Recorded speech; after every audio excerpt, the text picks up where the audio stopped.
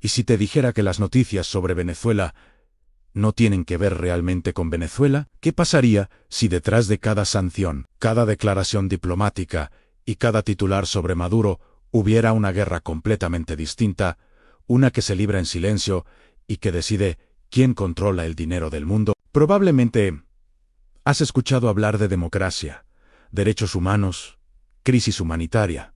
Todo eso existe, claro, pero hay algo más profundo que casi nadie menciona: el petrodólar. Durante más de 50 años, este sistema convirtió al dólar en la moneda obligatoria para comprar energía, y eso le dio a Estados Unidos un poder invisible, pero enorme en la capacidad de financiar su economía, imprimiendo la moneda que todos necesitan.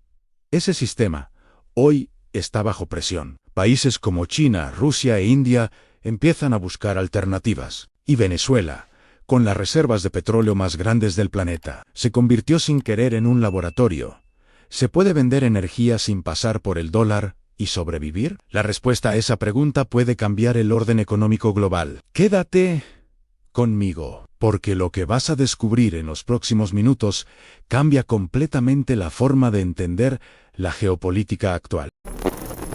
Para entender qué está pasando hoy, tenemos que viajar al año 1971. Ese año, el presidente Richard Nixon tomó una decisión que sacudió al mundo. Rompió el vínculo entre el dólar y el oro. Hasta ese momento, cualquier persona o país podía cambiar dólares por oro a una tasa fija. Era lo que daba confianza al sistema. Pero Nixon cerró esa ventana. De golpe, el dólar dejó de estar respaldado por algo tangible. Era solo papel. Una promesa del gobierno estadounidense. Imagina el problema en sí: el dólar ya no representa oro.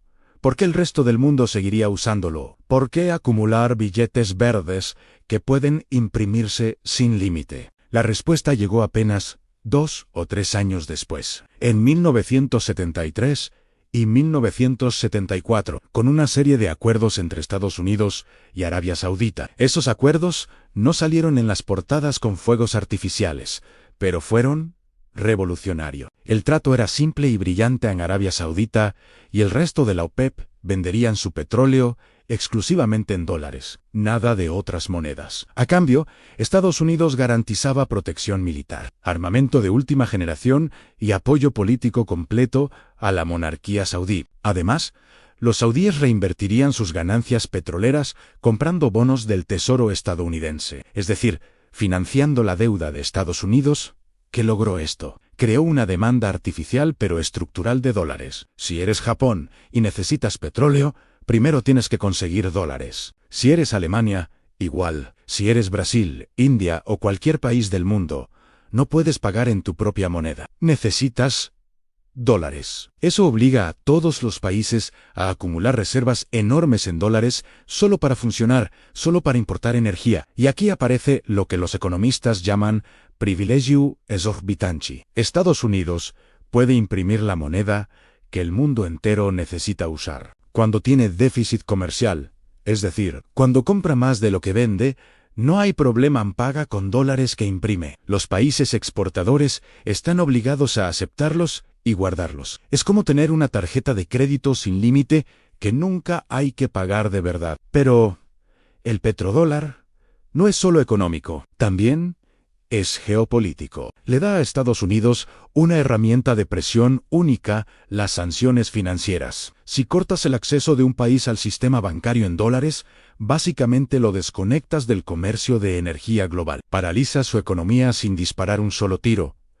Esa arma ha sido fundamental en las últimas décadas. Durante 50 años, este sistema funcionó casi sin cuestionamientos. Pero en la última década, algo empezó a cambiar. Países grandes empezaron a darse cuenta de que depender tanto del dólar los hace vulnerables. Si Estados Unidos puede congelar tus reservas con una decisión política, como pasó con Rusia, entonces necesitas opciones. Y lentamente, metódicamente, esas opciones empezaron a construirse. China lanzó en 2018 contratos de petróleo en yuanes que se pueden convertir en oro. Rusia y China comenzaron a comerciar cada vez más en sus propias monedas. India compra petróleo ruso en rupias. Arabia Saudita, el pilar original del petrodólar, empezó a hablar abiertamente de aceptar yuanes por petróleo vendido a China. Cada movimiento parece pequeño, pero juntos representan algo más grande, el comienzo del fin de la dominación absoluta del dólar. Ahora entramos en el corazón del asunto. ¿Por qué Venezuela importa tanto en esta historia? Venezuela no es un país cualquiera en términos de energía. Tiene las reservas probadas de petróleo más grandes del mundo. Más que Arabia Saudita, más que Irak, Kuwait e Irán juntos. Estamos hablando de más de 300.000 millones de barriles certificados bajo tierra. Es cierto que gran parte de ese petróleo es pesado, difícil de extraer y caro de refinar. También es cierto que la producción colapsó en las últimas 2 décadas. Venezuela pasó de producir más de 3 millones de barriles diarios a menos de 700.000 hoy.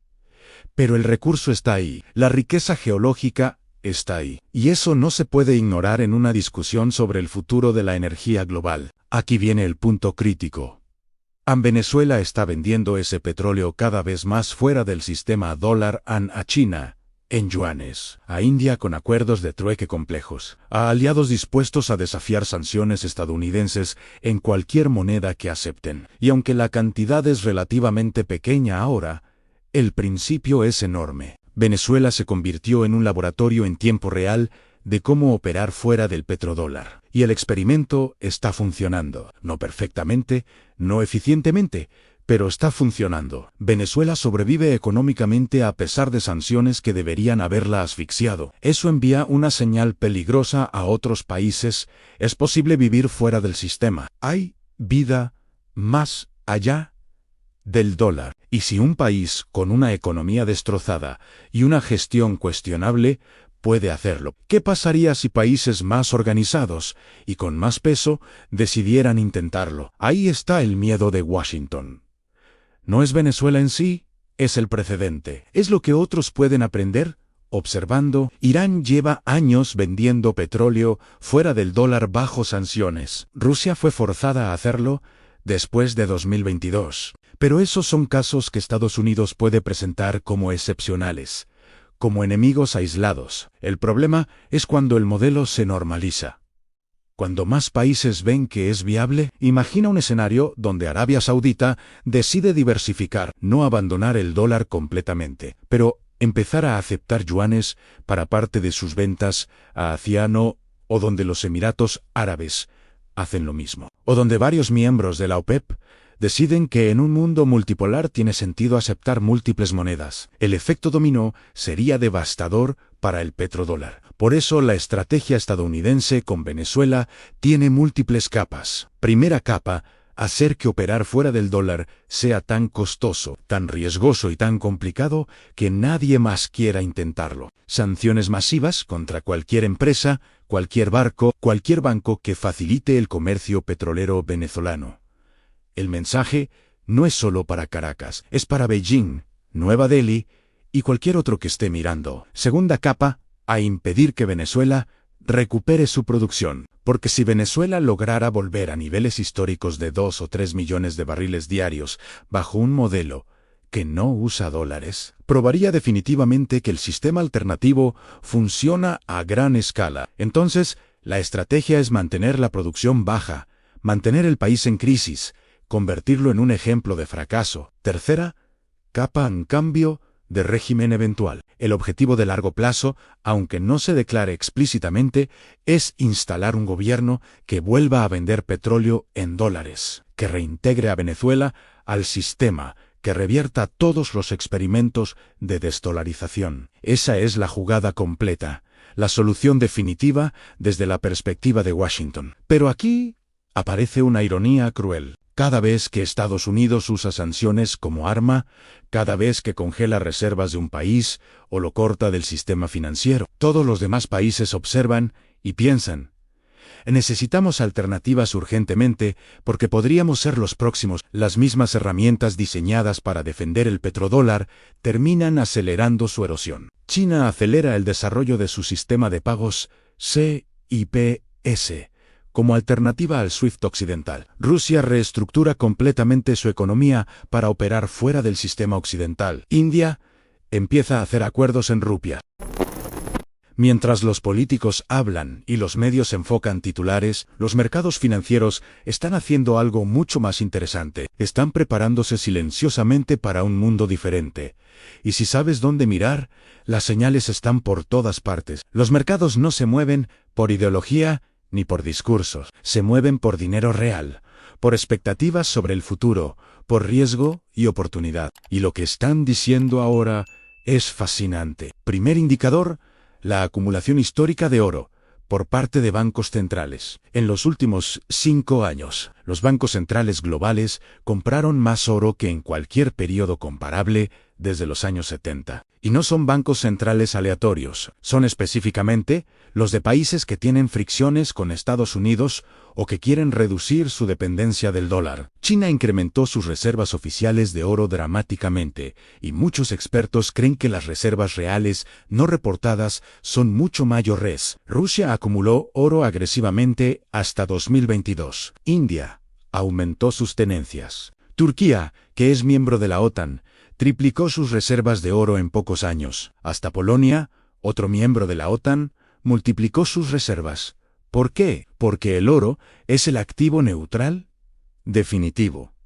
No tiene riesgo de contraparte, no puede ser sancionado, no puede ser congelado remotamente por una decisión política en Washington. Es la alternativa obvia al sistema basado en dólar. Cuando los bancos centrales acumulan oro en estas cantidades, están diciendo algo claro: nos estamos preparando para un escenario donde el dólar no es tan dominante. Segundo indicador: el crecimiento explosivo de acuerdos comerciales bilaterales en monedas locales. En los últimos 3 años, el número de acuerdos entre países usando sus propias monedas en lugar del dólar creció exponencialmente. China con Rusia, China con Brasil, China con Arabia Saudita, India con Rusia, en Emiratos con India. Cada acuerdo individualmente puede parecer pequeño, pero colectivamente representan miles de millones de dólares en comercio que simplemente no usa dólares. No pasa por el sistema bancario estadounidense. No genera demanda de dólares. Es erosión gradual pero persistente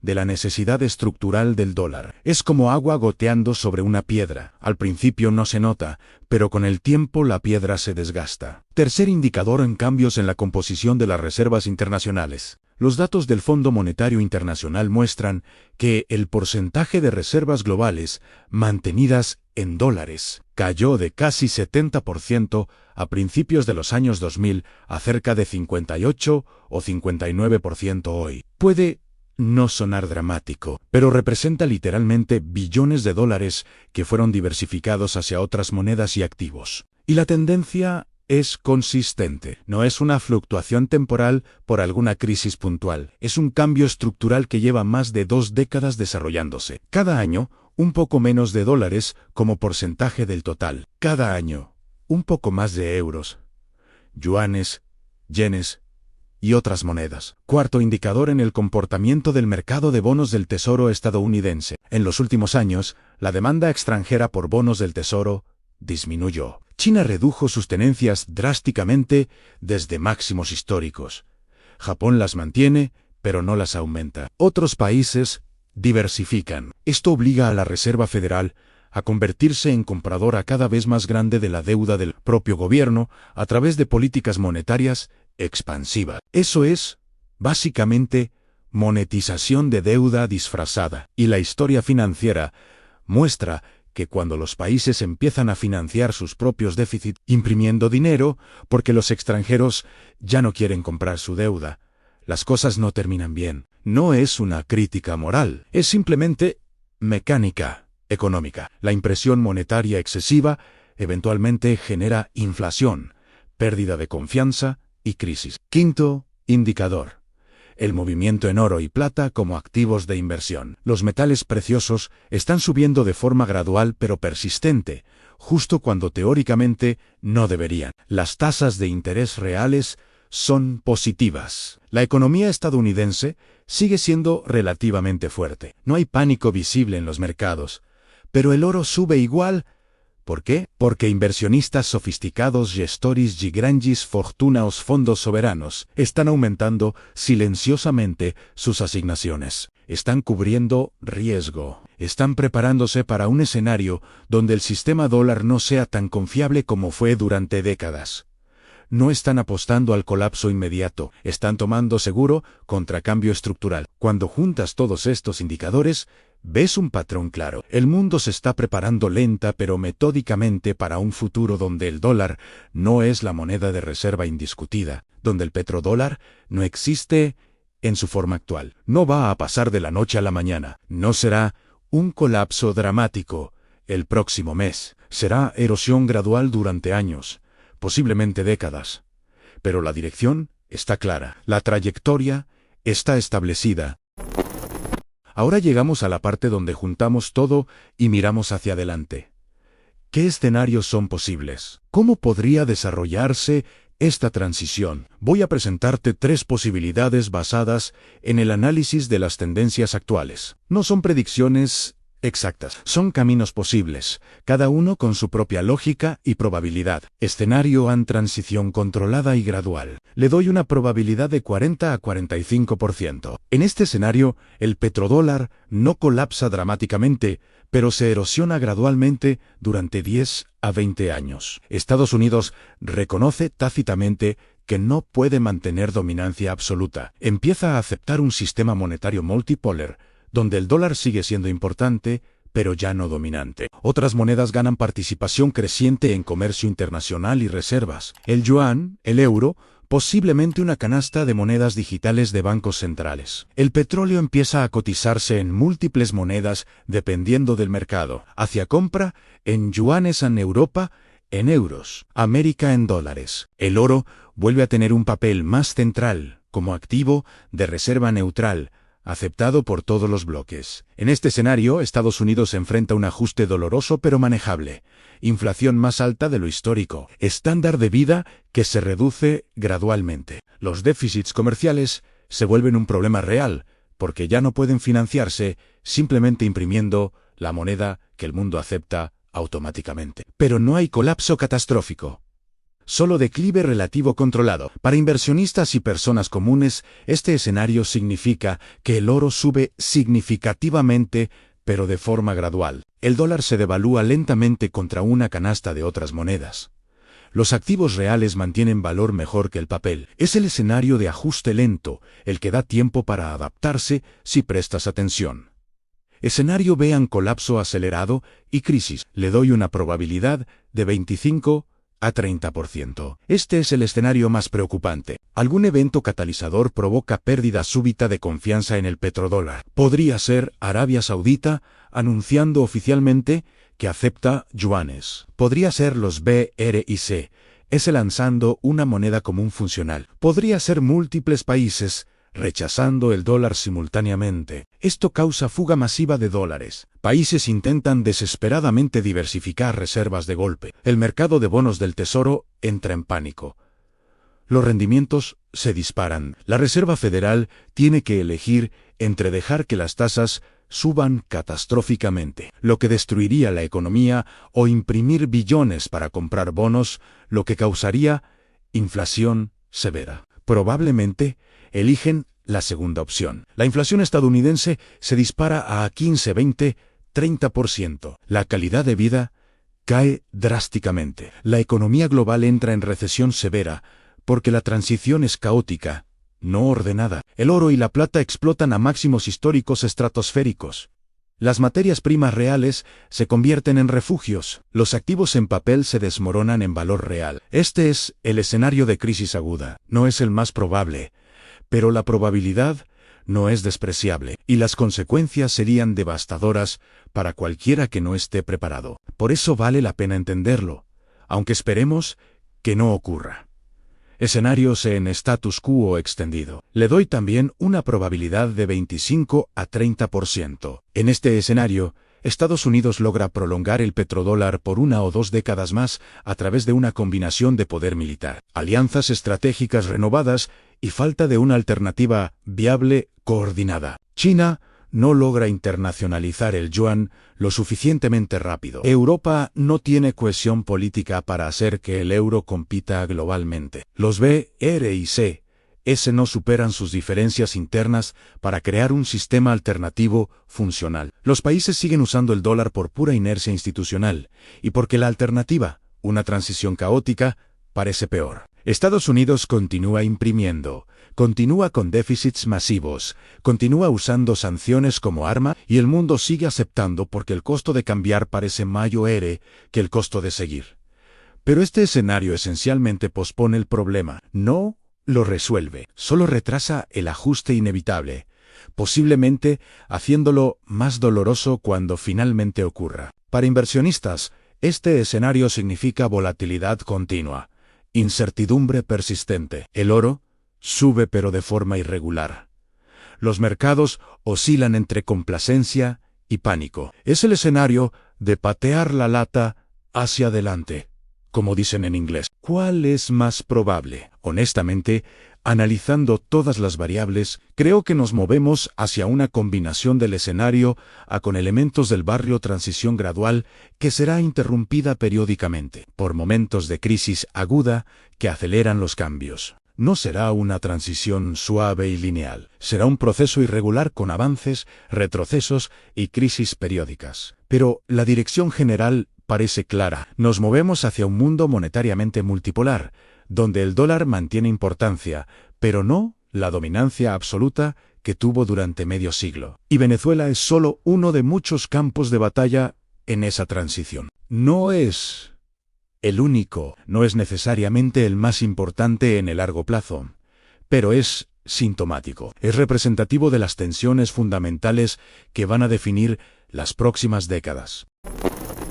Entonces, volvamos al principio con total claridad. Lo que está pasando con Venezuela no es sobre Venezuela, no es sobre Maduro, ni sobre socialismo o democracia. Es sobre algo mucho más grande y fundamental. La arquitectura del sistema financiero global está cambiando. El petrodólar, que sostuvo la hegemonía financiera estadounidense por 50 años, está bajo presión estructural sin precedentes. Esta transformación va a afectar a todos en el planeta. Cuando la moneda de reserva global cambia, cuando el sistema monetario internacional se reorganiza, nadie queda inmune. La pregunta no es si serás afectado, serás afectado. La pregunta es si estarás preparado o te agarrará completamente desprevenido. La historia financiera muestra que las transiciones monetarias grandes crean ganadores y perdedores dramáticos. Algunos preservan y hasta aumentan su riqueza. Otros ven décadas de ahorros evaporarse. La diferencia no es suerte, es preparación, es entendimiento, es estar posicionado correctamente antes de que el cambio se vuelva obvio para todo el mundo. Si este análisis abrió tus ojos, si te hizo ver el mundo diferente, suscríbete al canal, activa las notificaciones y comparte esto con personas que necesitan entenderlo. Dime en los comentarios, ¿crees que el petrodólar va a sobrevivir los próximos 10 años o estamos realmente presenciando el fin de una era? Nos vemos en el próximo video, donde seguimos revelando lo que pasa en las sombras del sistema financiero global.